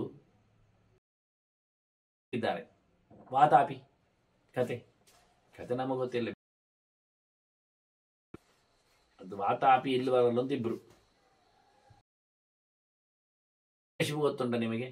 ಗೊತ್ತೇ ಉಂಟು. ದುಡ್ಡು ಒಟ್ಟು ಮಾಡುವವರಿಗೆ ಗೊತ್ತಿಲ್ಲದೆ ಇರ್ತದ. ಮಕ್ಕಳು ಜೈವಿಜರು ಶಾಪಗ್ರಸ್ತರು, ಹಿರಣ್ಯಕಶಿಪುಗಳು, ವರಾಹ ನರಸಿಂಹನಿಂದ ಪ್ರಹ್ಲಾದ ಸಂಲಾದ ಅನುಕ್ಲಾದ ಅಂತ. ಪ್ರಹ್ಲಾದ ನಿಮಗೆ ಗೊತ್ತುಂಟು, ಕ್ಲಾದ ಅಂತ. ಅವನಿಗಿಬ್ರು ಮಕ್ಕಳು, ವಾತಾಪಿ ಇಲ್ವಲ್ಲರು ಅಂತ. ಈ ವಾತಾಪಿಗೆ ಎಷ್ಟು ತುಂಡಾದ್ರೂ ಇಡೀ ಆಗುವ ಒಂದು ಸಿದ್ಧಿ. ಏನ್ ಮಾಡ್ತಿದ್ದ? ಇಲ್ವಲ್ಲ ಅಡಿಗೆ ಮಾಡುದು. ಇಲ್ವಲ್ಲ ನನ್ನ ಮಗನೇ ಬಲ್ವ ತೀರ್ಥಯಾತ್ರೆ ಪ್ರಕರಣದಲ್ಲಿ ಅಲ್ಲಿಂದಲೇ ಮುಂದಕ್ಕೆ ಸಂಹಾರ ಆಗಿ ಅಲ್ಲಿಂದ ಉಗ್ರಶ್ರವಸ್ಸಿಗೆ ಇರುವ ಕತೆ ನಮಗೆ ನೈಮಿಷಾರಣ್ಯದಲ್ಲಿ ಮಹಾಭಾರತವನ್ನು ಒಪ್ಪಿಸಿದ್ದು ಕತೆ ಕೇಳ್ತಾ ಇದ್ದದ್ದು ಮಾತ್ರ ಉಗ್ರಶ್ರವಸ್ಸು ಹೇಳುವುದು ಹೇಗೆ ಅಂದ್ರೆ ಜನಮೇಜಯನು ಹೇಳುತ್ತಾ ಇದ್ದಾನೆ ಸರ್ಪಸತ್ರದಲ್ಲಿ ಅಂತ. ಆ ಜನಮೇಜಯನಿಗೆ ವೈಶಂಪಾಯನರು ಹೇಳುವಾಗ ಅವನು ಅಪಧರ್ಮವನ್ನು ಹೇಳ್ತಾ ಇದ್ದಾನೆ ಅಂತ. ಹಾಗೆ ಇಂಥ ಕಡೆಯಲ್ಲಿ ಸಿಕ್ಕಿದ ಕೆಲವು ಸಂವಾದಗಳು ಅಂತ ಹೇಳಿ ಸಂವಾದಗಳ ಬಗ್ಗೆ ಉಲ್ಲೇಖ ಮಾಡ್ತಾನೆ. ಈ ವಿಶ್ವಾಮಿತ್ರ ಸಂವಾದವನ್ನು ಹೇಳ್ತಾ ಇದ್ದಾರೆ ಬಿಡಿ. ಹೀಗೆ ಅನೇಕ ಅನೇಕ ಆಕೂತಗಳ ಅದಕ್ಕೆ ಹೇಳ್ತಾನೆ ಆ ವಾತಾಪಿ ಅಂದ್ರೆ ವಾತಾಪಿ ಎಷ್ಟು ಹೋಳಾದ್ರೂ ಇಡೀ ಆಗ್ತಾನಲ್ಲ. ವಾತಾಪಿಯನ್ನು ಬೇಯಿಸಿ ಕೊದ್ದೆಯಲ್ಲೆಲ್ಲ ಮಾಡಿ ಅಲ್ಲಿಯ ಋಷಿಗಳನ್ನೆಲ್ಲ ಬರ್ಲಿಕ್ಕೆ ಹೇಳುದು ಊಟಕ್ಕೆ, ಮನೆಯಲ್ಲಿ ಶ್ರಾದ್ದ ಉಂಟು ಅಂತ ಅಡಿಗೆ ಬಡಿಸುವುದು. ಅವರೆಲ್ಲ ತಿಂತಾರೆ.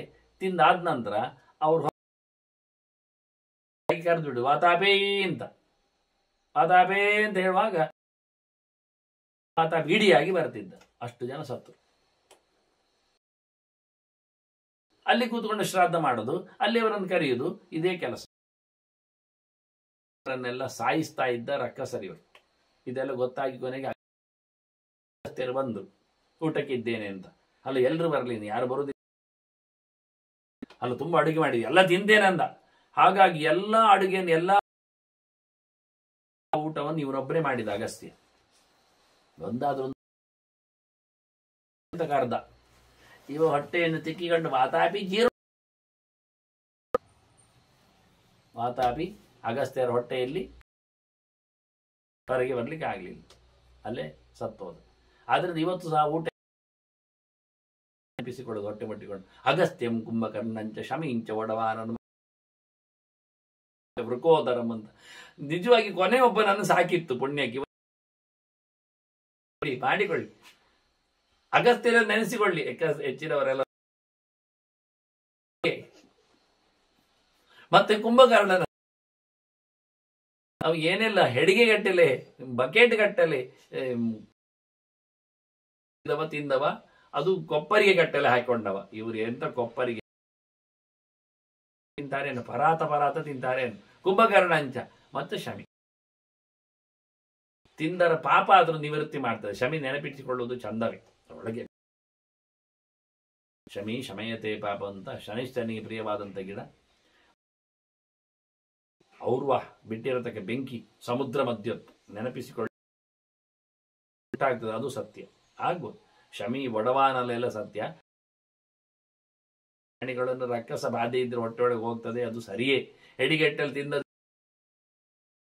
ಪೂರ ತಿಂತಾನಿವ ಅಂತ ಹೇಳಿಕೊಂಡು ಪಾತ್ರ ಪರಾತ ಎಲ್ಲ ತಿಂದಾಗ ಬಕೆಟ್ ಕುಂಭಕರ್ಣಂಚ ಶಮೀಂಚ ವಡವಾಲನ ಆಹಾರ ಪರಿಣಾಮಾರ್ಥ ಸ್ಮರಾಮಿಚ ಉಂಟಲ್ಲ, ಬಹಳ ಚಂದವಾಗಿ ಎಂತ ಪಾಪ ಇದ್ರು ವಿಶೇಷವಾದಂತ ಕರುಣೆಗೂ ಪಾತ್ರನಾಗ್ಲಿಕ್ಕೆ ಬರ್ತದೆ ನಿವೃತ್ತಿಯ ಮೂಲಕ ಎನ್ನುವ ನೆಲೆ. ಹಾಗಾಗಿ ವಿಶ್ವಾಮಿತ್ರ ಹೇಳ್ತಾನೆ, ಅಗಸ್ತ್ಯರು ತಿನ್ನಿಲ್ವಾ? ಬೆಕ್ಕಸ ಬೆರಗಾಗಿದ್ದೇವೆ ನಾವೆಲ್ಲ. ಅದನ್ನು ಕೇಳಿ ಕತೆ ಆದ್ರೂ ಬೇಕು ಊರಿನಲ್ಲಿ. ರಕ್ಕಸ ಯಾರ ಕಾಲಕ್ಕೂ ಬೇಡ. ನಾಯಿ ತಿಂತದೆ, ಇವ ಮನುಷ್ಯನನ್ನೇ ತಿಂತಾನೆ. ಹೇಸಿಗೆವ ಮನುಷ್ಯನನ್ನು ತಿನ್ನುವವ ಅಂತ. ಮನುಷ್ಯನ ತಿನ್ನುವವನನ್ನೇ ತಿಂದುಬಿಟ್ಟಿದ್ದಾರೆ ಅಗಸ್ತ್ಯರು. ಹಾಗಾದ್ರೆ ಏನು? ನಿನ್ನದು ಪಂಚಪಂಚ ನಕಾಭಕ್ಷೆಯಲ್ಲಿ ಎಲ್ಲ ರಕ್ಕಸ ಸೇರಿದ ಅದೆಲ್ಲ ಅಂತ ಹೇಳಿ ಬಹಳ ಚಂದಾಗಿ ಪ್ರಮಾಣಕ್ಕೆ ಒಂದು ವ್ಯಕ್ತಿಯ ಬಗ್ಗೆ ಮಾತಾಡ್ತಾ ಅವ್ರು ತಪ್ಪು ಮಾಡಿದ್ರು ಹೇಳುದ, ಮಾರಾಯ ನನೂನಂ ಕಾರ್ಯಮೇತದ್ವೈ, ಇದು ಬೇಡ ತಿನ್ನುವುದಾಯ್ತಾ, ಅವ ಇದು ತಿನ್ನ ನೋಡಿ. ರಕ್ಕಸನನ್ನು ತಿಂದದ್ದು ಅಗಸ್ತ್ಯ. ರಕ್ಕಸ ನಾಯಿ ತಿನ್ನ, ಅಗಸ್ತ್ಯ ರಕ್ಕಸನ ತಿಂದದ್ದಲ್ಲ. ಅದು ಉದಾಹರಣೆ ಆಗುದಿಲ್ಲ ಅವನಿಗೆ ನೋಡಿ. ನೋಡು, ನನಗೆ ಮಾಡಿದ ಹಾಗೆ ಮಾಡೋದ್ರಲ್ಲಿ ಅನುಕರಣೆ ಭ್ರಮೆ, ತದ್ವೃತ್ತ ಮನೋವರ್ತೈ. ದೊಡ್ಡವರು ಮಾಡಿ ಮುಚ್ಚಿ ಮಾಡು. ಅವರು ರಕ್ಕಸರ ತಿಂದಿದ್ದಾರೆ ಇದ್ದೇನೆ ಅಷ್ಟೇ. ಅದು ಒಂದು ಸ್ವಲ್ಪ ರಕ್ಕಸ ಹಾಗೆ ಉಂಟು, ಇರ್ತದೆ. ಕೋರದಾಡೆಲ್ಲ ಹೊರಗೆ ಇರ್ತದೆ, ಕಣ್ಣು ಬಿಡಿ ಬಿಡಿ ನೋಡ್ತದೆ, ಮತ್ತೆ ಬೇರೆ ಬೊಬ್ಬೆ ರಕ್ಕಸ ಹಾಗೆ ಉಂಟು. ರಕ್ಕಸ ಜಾತಿ ನಾಯಿ ಮತ್ತೆಂತದ್ದು. ಅದು ನನಗೆ ಅವರು ಒಳ್ಳೆಯವರು, ಅಗಸ್ತ್ಯರು. ಅವರು ನನಗೆ ಕಾರಣ. ಅವರು ಮಾಡಿದಾಗೆ ನಾನು ಮಾಡ್ತೇನೆ. ಅವರು ಏನು ಅಂತ ಮತ್ತೆ ನೀನೆಂತ ಹೇಳಿದ್ದು ತಿನ್ನುವುದು ಬೇಡ. ಬಾಳ ಅವರು ಅಗಸ್ತ್ಯರು ಯಾಕೆ ಲೋಕೋಪಕಾರ, ಅಲ್ಲಿ ಒಂದು ಸ್ವಲ್ಪ ಡೈವರ್ಟ್. ತಿಂದದ್ದು ಹೊಟ್ಟೆ ಬೀರ್ಲಿಕ್ಕಲ್ಲ, ಹೊಟ್ಟೆ ನುಂಗಲಿಕ್ಕಲ್ಲ. ಅಲ್ಲಿ ಹೇಳುವಾಗ ಕ್ಷುದಿತೇನ ಅಂತ ಶಬ್ದ ಹಾಕ್ತಾನೆ. ಹಸಿವಿನಿಂದ, ಹೊತ್ತಿನ ಹಸಿವಿನಲ್ಲಿ ಬಂದಿದ್ದಾಗ ಅದು ಪಾರಮಾರ್ಥಿಕ ಸತ್ಯ ಅಲ್ಲ. ವಾತಾಪಿಯ ಸಂಹಾರವರ ಬದುಕಿಸುವುದು, 100 ಜನರನ್ನು ಬದುಕಿಸುವುದು ಬೇಕಿತ್ತು ಅವರಿಗೆ. ಆದ್ರಿಂದ ಇವತ್ತು ನಾವು ಅಗಸ್ತ್ಯರ ಯೋಚನೆ ಮಾಡಿಕೊಂಡು ಹೊಟ್ಟೆಯನ್ನು, ಯಜ್ಞವನ್ನು ಸರಿ, ಯಜ್ಞದಲ್ಲಿ ದುಷ್ಟನನ್ನು ಆಹುತಿ ಕೊಡುವುದು ಒಂದು ದೊಡ್ಡ ಸಂಹಾರ ಮಾಡಿದ ಪ್ರಾಣಿ ಅವನಿಗೆ ಪುಣ್ಯಲೋಕ ಪ್ರಾಪ್ತಿ ಆಯ್ತು. ಒಳ್ಳೇದಾಯ್ತು ಮಾರ. ಇಲ್ಲಿ ಉಪದ್ರ ಕೊಡ್ತಿದ್ದ ಪ್ರಾಣಿ ಅನ್ಯಾಯ ಮಾಡ್ತಿದ್ದ, ನೀನು ಕೊಂದೆ ಬೇಟೆಗಾರ, ಅದರಿಂದ ಲೋಕಕ್ಕೆ ಉಪಕಾರ ಆಯ್ತು, ಬಾ ನೀನು ಸ್ವರ್ಗ. ಉದ್ದೇಶದಿಂದ ಫಲದಿಂದ ನಾವು ಗುರುತಿಸ್ಲಿಕ್ಕೆ ಬರ್ತದೆ. ಇಲ್ಲಿ ಅವರು ಗಲೀಜು ತಿನ್ನುವ ಮೂಲಕ ಸಮಾಜವನ್ನು ನಾನು ಹಾಗೆ ಊಟ ಮಾಡ್ತೇನೆ ಅಂತ, ನಾನು ಒಂದು ಯಜ್ಞ ಮಾಡ್ತೇನೆ ಅಂತ ಶುರು ಮಾಡಿಸ್ತಾ ಇದ್ದೇನೆ. ಅವರು ಹೇಗೆ ವಾತಾಪಿಯನ್ನು ಜೀರ್ಣ ಮಾಡುವಂದಾಗ ಯಜ್ಞದ ವಾತಾಪಿಯನ್ನು ಬಲಿ ಕೊಟ್ಟರು, ಆಹುತಿಯಾಗಿ ಕೊಟ್ಟರು, ಹಾಗೆ ನನ್ನ ಹೊಟ್ಟೆಯ ಒಳಗಿರತಕ್ಕ ವೈಶ್ವಾನರಾಗಿನಿಗೆ ನಾನು ಎಂದು ಶುರು ಮಾಡಿದ. ಪರಾಮೇ ಭಕ್ಷ್ಯಾಮಿ ಭಕ್ಷ್ಯಾಂ ಅನ್ಯಾಂ ಭಕ್ಷ್ಯಾಂ ಮನ್ಯೆ. ಆಗನಿ ನಾಯಿಯ ತುಂಡನ್ನು, ಕಾಲಿನ ತುಂಡನ್ನು ನಾನು ಇವತ್ತು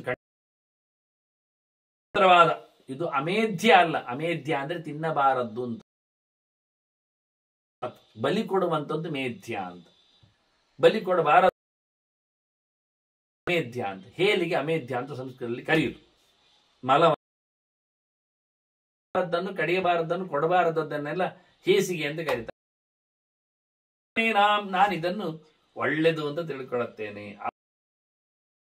ರಕ್ಕಸನನ್ನು ಮೇಧ್ಯ ಮಾಡಿದ, ಬಲಿ ಆಹುತಿಯಾಗಿ ಕೊಡ್ತೇನೆ ಅಂತ ಹೇಳ್ತಾರೆ. ಪರಾಂ ಮೇಧ್ಯಾಶನಾತ್, ಏನ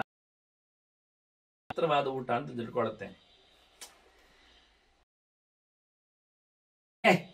ಕೆಟ್ಟವರು ಮಾಡಿದ್ದೆಲ್ಲ ಮಾಡುದು, ಅವನನ್ನು ಶಿಷ್ಟ ಅಂತ ಹೇಳುದು. ಅದು ವಿಶ್ವಾಮಿತ್ರ ಮಾಡಿದ್ರೇನಾಯ್ತು ಅಂತ ಹೇಳಿಕೊಳ್ಳಿಕ್ಕೆ ಜನವನ್ನು ಅಂದಾನೆ. ಅಸದ್ಬಿರಿಯ ಸಮಾಚೀರ್ಣ ರಸಧರ್ಮ ಸನಾತನ. ಮಾಡಿದ್ದು ಸನಾತನ ಧರ್ಮ ಅಲ್ಲ. ರಕ್ಕಸರತಿಯಿಂದ ತಿನ್ನೋದು ಇಲ್ಲ. ಅಗಸ್ತ್ಯ ಮಾಡಿದ್ದು, ಈಗ ಅವನು ಮಾಡಿದ್ದು ನೋಡಿ ನೀನು ಮಾಡುದು ಹೇಳಿ ಇನ್ನೊಂದು ಯಾರು ಮಾಡಿದ್ದು ತೋರಿಸ್ಬೇಕು, ಎಲ್ಲಿ ಉಂಟು? ಇಲ್ಲ. ಅದು ಅವನು ಮಾಡಿದ್ದು ಸರಿಯಲ್ಲ ಅಂದ. ಇದು ಸನಾತನ ಧರ್ಮ ಅಲ್ಲ, ವೇದೋಕ್ತ ಧರ್ಮ ಅಲ್ಲ. ವೇದದಲ್ಲಿ ರಕ್ಕಸರನ್ನು ನುಂಗ್ಲಿಕ್ಕೆ ಹೇಳಲಿಲ್ಲ. ಅದಕ್ಕೋಸ್ಕರವು ನುಂಗಿ ರಕ್ಕಸರನ್ನು ಖಾಲಿ ಮಾಡೋದಕ್ಕೆ ಬಡಿದು ಮಾಡಬಹುದಿತ್ತು. ನೀವೇನು ಹೇಳಿದ್ದು? ವಾತಾಪಿಯನ್ನು ಕೊಲ್ಲುವುದರಿಂದ ಲೋಕವನ್ನು ಕೊಲ್ಲಿ, ತಿಂದು ಕೊಲ್ಲಬೇಕಾ? ಟೇಸ್ಟ್ ನೋಡಿದಾಗ ಆಗ್ಲಿಲ್ವ? ರಕ್ಕಸ ಮನುಷ್ಯರನ್ನು ತಿಂದಾಗೆ ಆಗ್ಲಿಲ್ವಾ? ಪಂಚನಕದ ಭಕ್ಷ್ಯ ಆಗ್ಲಿಲ್ವ? ಅಲ್ಲಿ ಲೆಕ್ಕಾಚಾರ ಆಗುದು. ಸನಾತನ ಧರ್ಮದಲ್ಲಿ ಇದು ಹೇಳಲಿಲ್ಲ. ಆದ್ರಿಂದ ಅವನು ಆಚರಣೆ, ಆದ್ರಿಂದ ಅವನು ಮಾಡುವುದನ್ನು ಅವನನ್ನು ನಾವು ಅಸತ್ ಅಂದೇವೆ ಅನ್ನೋದಿಲ್ಲ. ಅವನು ಸತ್ತಲ್ಲ, ಅಸತ್. ಅಸದ್ಬಿಹಿಯ ಸಮಾಚರಣ ಅದು ಸನಾತನ ಧರ್ಮ ಅಂತ ಹೇಳುವುದಿಲ್ಲ. ಅದನ್ನು ನೋಡಿ ಅನುಕಾರಿ ಎಂಬೈ ನೀನು ಹೇಳಿದು ಅವ್ರು ಮಾಡಿದ ಹಾಗೆ ಮಾಡ್ತೇನೆ, ಅದೇ ಅದು ತಪ್ಪೋ ಸರಿಯೋ ಅಂತ ಹೇಳಲಿಕ್ಕೆ ಆಗುವುದಿಲ್ಲ. ಅವ್ರು ಮಾಡಿದ್ದ ತಪ್ಪೆ, ಅವ್ರು ಮಾಡಿದ್ದು ಸರಿ ಆದರೆ ನಾವು ಅನಿಸಲು ಸರಿ. ಅದರಿಂದ ಬ್ಲೈಂಡ್ ನನಗೇನು ಗೊತ್ತಿಲ್ಲ, ಅವ ಅಲ್ಲಿ ಹುಚ್ಚು ಒಯ್ದ, ನಾನು ಹುಚ್ಚೆ ಮಾಡಿದೆ ಅಂದರೆ ಅದು ತಪ್ಪು, ಅದಾಗುವುದಿಲ್ಲ. ಅವನು ಗೊತ್ತಿಲ್ಲದೆ ಮಾಡಿದ್ದು ತಪ್ಪಾಗಿರ್ಬೋದು, ನೀನು ಮಾಡಿದ್ದು ಅವನನ್ನು ನೋಡಿ ಮಾಡಿದ್ರೆ ನೀನು ಇನ್ನೊಂದು ತಪ್ಪು ಮಾಡಿದೆ. ಅವನು ಹುಚ್ಚೊಯ್ದದ್ದು ತಪ್ಪು ಯಾಕೆ ಹೇಳಿದ್ರೆ ಅಲ್ಲ, ಯಾಕೆ ಅಂದ್ರೆ ಅವನು ಹುಚ್ಚ ಅಲ್ಲಿ ಹುಚ್ಚೊಯ್ದೆ ಎನ್ನುವುದರಿಂದ ಗೋಡೆಗೆ ಅದು ದೇವಸ್ಥಾನದ ಅಂಗಳ ಆದ್ರೆ ಅಷ್ಟೊಂದು ದೊಡ್ಡ ತಪ್ಪು ಅಂತ ಹೇಳಲಿಕ್ಕೆ ಬರೋದಿಲ್ಲ. ತಪ್ಪು ತಪ್ಪೇ, ಹುಚ್ಚೊಯ್ದದ್ದು ಅಪವಿತ್ರ ಆಯ್ತೆ ನೆಲ, ಅದನ್ನು ಸರಿ ಮಾಡುವ. ಆದ್ರೆ ಅವನು ಹುಚ್ಚ, ಅವನಿಗೆ ತಲೆ ಸರಿ ಇಲ್ಲ, ಅಂದ್ರೆ ಅವನ ಕೈಯಲ್ಲಿಲ್ಲ, ಸ್ಥಿಮಿತದಲ್ಲಿಲ್ಲ. ಯಾವಾಗ ಮೂತ್ರ ಬರ್ತದೆ ಅವನಿಗೆ ಗೊತ್ತಿಲ್ಲ, ಎಲ್ಲಿ ಮಾಡ್ತಾನೆ ಅಂತ ಗೊತ್ತಿಲ್ಲ. ಅವನೊಂದು ರೀತಿಯಿಂದ ಮಾನಸಿಕ ಇದ್ದಾನೆ. ನೀನು ಸಮ ಇದ್ದವ, ಅವನನ್ನು ಅವನು ಮಾಡಿದ ನಾನು ಮಾಡಿದ್ದೆ, ನಿಂಗೆ ಮಾಡಿ ಸಮ ಉಂಟಾ? ನೀನು ಹುಚ್ಚನ? ಹೌದಲ್ಲ? ಈಗ ನೋಡಿ, ಆಚರಣೆಯಿಂದಲೇ ಅದನ್ನು ಅಸತ್ತು ಸತ್ತು ಹೇಳಲಿಕ್ಕೆ ಆಗೋದಿಲ್ಲ, ಆಚರಣೆಯನ್ನು ಇಟ್ಟುಕೊಂಡು ವ್ಯಕ್ತಿಯನ್ನು ಸದಸತ್ತು ಹೇಳಲಿಕ್ಕೆ ಆಗುವುದಿಲ್ಲ. ಅದರಿಂದ ಅಗಸ್ತ್ಯನನ್ನು ನೋಡಿ ನೀನು ಮಾಡ್ತೇನೆ ಹೇಳಲಿಕ್ಕೆ ಹೋಗಬೇಡ. ಅದು ಮಾಡಿದ್ದು ನಾನು ಒಪ್ಪುವುದಿಲ್ಲ, ಒಪ್ಪಬೇಕಾಗಿಲ್ಲ, ಸನಾತನ ಧರ್ಮದಲ್ಲಿ ಅದು ಸೇರುವುದಿಲ್ಲ. ನಾನು ಹೇಳಿದ ಪ್ರಮಾಣದಲ್ಲಿ ಪಂಚಪಂಚ ನಕಾಹ ಭಕ್ಷ್ಯ ಎನ್ನುವಲ್ಲಿ ಅದು ಸರಿ ಇಲ್ಲ. ರಾಕ್ಷಸನ ತಿನ್ನುವುದು ಎಲ್ಲಿ ಉಂಟು? ಒಪ್ಪುವುದಿಲ್ಲ ಅಂತ ಮತ್ತೆ ಮಂಡಲ್ಲಾಡಿಸಿದೆ ಇವ. ನಾವ್ರತವನ ಕಾರ್ಯಂ ವೈ, ಮಾಡಬೇಡ. ಮತ್ತೆ ನೀನೀಗ ಬಲಾತ್ಕಾರದಲ್ಲಿ ಪ್ರಮಾಣವನ್ನು ಕೂಡಿಸುವುದು, ಮಾಚಲೇನ ಅಂತ ನೀನು ಒತ್ತಾಯ ಮಾಡಿಕೊಂಡು ತಪ್ಪು ಮಾಡ್ಲಿಕ್ಕೆ ಹೋಗಿ. ಮಾಚಲೇನ ಅಶುಭಂಕೃತ, ಕೆಟ್ಟಾಚರಣೆಯನ್ನು ಒಪ್ಪಿಕೊಳ್ಳುವಾಗ ಅದಕ್ಕೆ ಏನಾದರೂ ಕಡ್ಡಿ ಸಿಕ್ಕಿಸಿಕೊಂಡು ಕೊಂಡಿ ಉಂಟು ಅಂತ ಹೇಳುವುದೆಲ್ಲ ಬೇಡ. ಮಾಡುವುದು ತಪ್ಪು ತಪ್ಪೆ. ಅಗಸ್ತ್ಯನನ್ನು ಮಾಡಿದ್ದೇನೆ ಹೇಳಲಿಕ್ಕೆ ಹೋಗಬೇಡ. ಅಗಸ್ತ್ಯ ಮಾಡಿದ್ದು ಒಪ್ಪಲಿಕ್ಕೆ ಬರೋದಿಲ್ಲ, ಅದು ಡೌಟೆಡ್. ಈಗ ನೀನು ಹೇಳಿದೆ ಸರಿ ಉಂಟು, ನಾನು ಹೇಳ್ತೇನೆ ಸರಿ ಇಲ್ಲ. ಈಗ ಅಗಸ್ತ್ಯನನ್ನು ಪ್ರಮಾಣ ಮಾಡೋದು ಹೇಗೆ? ಅನುಸರಿಸುವುದು ಹೇಗೆ? ಅದನ್ನು ಅನುಕರಣೆಯಿಂದ ಧರ್ಮವನ್ನು ಸರಿ ಹೇಳಲಿಕ್ಕೆ ಬರೋದಿಲ್ಲ. ಅನುಕರಣೆಯಲ್ಲಿ ತಪ್ಪು, ಬ್ಲೈಂಡ್ ಕೆಲವೊಮ್ಮೆ ಫಾಲೋವಿಂಗ್ ಆಗ್ತದೆ. ಈಗ ವಿಶ್ವಾಮಿತ್ರ ಮತ್ತೆ ಮಾತಾಡಬೇಕು. ನ ಪಾತಕಂ ನ ಚಾವೃತ್ತಂ ಮೃಷಾಕರ್ತಂ ತದರ್ಹಸಿ. ನೀನು ಸುಮ್ಮನೆ ಪಾಪ ಅಂತ ಹೇಳುವುದಾಗಲಿ, ಸುಮ್ಮನೆ ಅನುಸರಿಸಬಾರದು ಹೇಳುವುದಾಗಲಿ, ನಾನು ಮಾಡಿದ್ದು ವ್ಯರ್ಥವಾಗಿ ಮೋಸಕ್ಕಾಗಿ ಎನ್ನುವುದು ಹೇಳೋದಾಗಲಿ, ಇದೆಲ್ಲ ನೀನು ಹೇಳಬಾರದು. ಇದೆಲ್ಲ ಸಮ ಇಲ್ಲ. ನನಗೆ ನಾಯಿ ಆದ್ರೇನು, ಬೇರೆ ಮೃಗ ಆದ್ರೇನು, ನನಗೆ ಒಂದೇ ಹೇಳ್ತಾನೆ. ಸಮೋಚ ಶ್ವಮೃಗವು ಮನ್ಯೆ, ನಾಯಿ ಇತರ ಪ್ರಾಣಿ ಎರಡರಲ್ಲಿ ನನಗೆ ಭೇದ ಇಲ್ಲ. ತಸ್ಮಾತ್ ಭೋಕ್ಷೆ ಸ್ವಜಾಗನಿ. ಆದ್ರಿಂದ ನಾಯಿ ಬಾಲ ತಿನ್ನು, ನಾಯಿಯ ಭಾಗ ತಿನ್ನು, ನನಗೆ ಇದರಲ್ಲಿ ಡಿಫರೆನ್ಸ್ ಇಲ್ಲ. ತಿನ್ನುವವನಿಗಿರುವುದು ಅಂದ್ರೆ ಒಬ್ಬ ಯೋಗಿ ಆದವ ತಿನ್ನುವಾಗ ಪಾಯಸ ಆದ್ರೇನು ಅಥವಾ ವಾಯಸ ಆದ್ರೇನು ಅಂತ ಅವನಿಗೆ ಕ್ರಮ, ವ್ಯತ್ಯಾಸ ಇಲ್ಲ. ಅವನಿಗೆ ಭೋಗದಲ್ಲಿ ವ್ಯತ್ಯಾಸ ಇಲ್ಲ, ಹೊಟ್ಟೆ ತುಂಬುವುದಷ್ಟೇ ಹೊತ್ತು, ಮತ್ತೇನಿಲ್ಲ. ವಿಷಯದ ಮೇಲೆ ಅವನಿಗೆ ವೈರಾಗ್ಯ ಇದೆ, ಪರಿಜ್ಞಾನ ಇಲ್ಲ. ಎರಡರಲ್ಲಿಯೂ ಭಗವದ್ ಎಚ್ಚರ ಇದೆ, ಹೊಟ್ಟೆ ತುಂಬಿಸಿಕೊಂಡು ಬದುಕಿದ್ದಾನೆ ಧರ್ಮ ಮಾಡಲಿಕ್ಕೆ.